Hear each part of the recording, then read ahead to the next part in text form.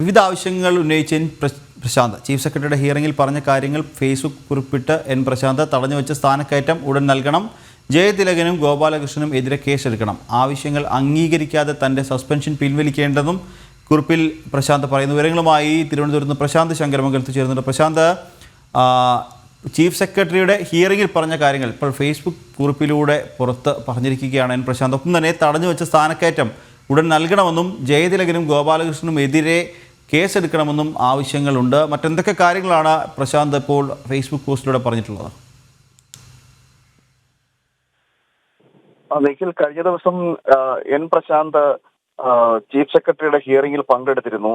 ആ പങ്കെടുത്തതിന് ശേഷം ഇന്നലെ രാത്രിയോടുകൂടിയാണ് ഇത്തരത്തിൽ ആ ഹിയറിംഗിൽ പങ്കെടുത്ത കാര്യങ്ങൾ ഒന്നുകൂടി അദ്ദേഹം ഫേസ്ബുക്കിലൂടെ പങ്കുവച്ചിരിക്കുന്നത്.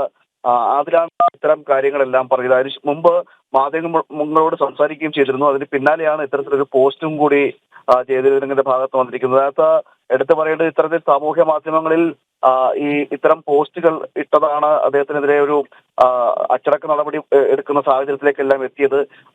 ആ സാഹചര്യത്തിലാണ് അതിന്റെ ഭാഗമായിട്ടുള്ള ഹിയറിംഗിൽ പങ്കെടുത്തതിന് ശേഷമാണ് വീണ്ടും ആ ഹിയറിംഗിൽ പങ്കെടുത്ത വിവരങ്ങൾ പങ്കുവച്ചുകൊണ്ട് ഫേസ്ബുക്കിൽ പോസ്റ്റ് ഇടുന്നത്.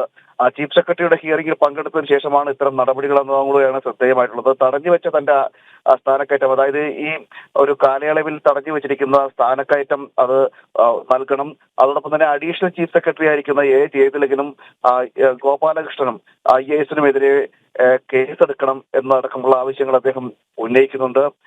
അതോടൊപ്പം തന്നെ ഈ നിലവിൽ സസ്പെൻഷനിലാണ് പ്രശാന്ത്. അത് ആ സസ്പെൻഷൻ പിൻവലിക്കണമെന്നൊരു ആവശ്യം അദ്ദേഹം മുന്നോട്ട് വയ്ക്കുന്നു. മാത്രമല്ല, സർക്കാരിനെതിരെ നിലവിൽ കേസ് കൊടുക്കാൻ താല്പര്യമില്ല എന്ന് പറയുകയും ചെയ്യുന്നുണ്ട്. അതിന്റെ അർത്ഥം എന്ന് പറയുന്നത് ഭാവിയിൽ ഇത്തരം കാര്യങ്ങൾ അംഗീകരിച്ചില്ലെങ്കിൽ കേസ് കൊടുക്കുന്ന നിലയിലേക്കെല്ലാം എത്തും. അതൊരു ഭൂഷണം നൽകുന്ന നിലയിലേക്ക് ആയിരിക്കില്ല ചെന്നെത്തുക എന്നൊരു ധ്വനി കൂടി ഈ പോസ്റ്റിൽ അദ്ദേഹം പങ്കുവയ്ക്കുകയും ചെയ്യുന്നുണ്ട്. എന്തായാലും ഈ കാര്യങ്ങൾ പറഞ്ഞുകൊണ്ടാണ് വീണ്ടും ഈ ഫേസ്ബുക്കിലൂടെ പ്രതികരിച്ചിരിക്കുന്നത്. നേരത്തെയും പലതവണ ഇത്തരം ഉന്നത ഉദ്യോഗസ്ഥർ, സർവീസിലിരിക്കുന്ന ഉന്നത ഉദ്യോഗസ്ഥർക്കെതിരായിട്ടുള്ള പരാമർശങ്ങൾ ഫേസ്ബുക്കിലൂടെ പങ്കുവച്ചതിന്റെ പേരിലാണ് പ്രശാന്തിന് അച്ചടക്ക നടപടികൾ എടുക്കേണ്ട സാഹചര്യം വന്നത്. ഇപ്പോൾ നിലവിൽ സസ്പെൻഷനിലാണ്. ആ സസ്പെൻഷനിൽ എനിക്ക് ഹിയറിംഗിന് വിളിച്ചപ്പോഴാണ് ആ ഹിയറിംഗിലെ ചീഫ് സെക്രട്ടറിയോട് പറഞ്ഞ കാര്യങ്ങളെല്ലാം വീണ്ടും ഫേസ്ബുക്കിൽ പോസ്റ്റായി അദ്ദേഹം എഴുതുന്നത്. നിഖിൽ, ശരി പ്രശാന്ത്, എന്തായാലും വിവിധ ആവശ്യങ്ങൾ ഉന്നയിച്ചുകൊണ്ട് പ്രശാന്ത് വീണ്ടും രംഗത്തെത്തിയിട്ടുണ്ട്. ചീഫ് സെക്രട്ടറിയുടെ ഹിയറിംഗിൽ പറഞ്ഞ കാര്യങ്ങൾ ഫേസ്ബുക്ക് പോസ്റ്റിലൂടെ ഇപ്പോൾ പ്രശാന്ത് പുറത്ത് പറഞ്ഞിട്ടുണ്ട്.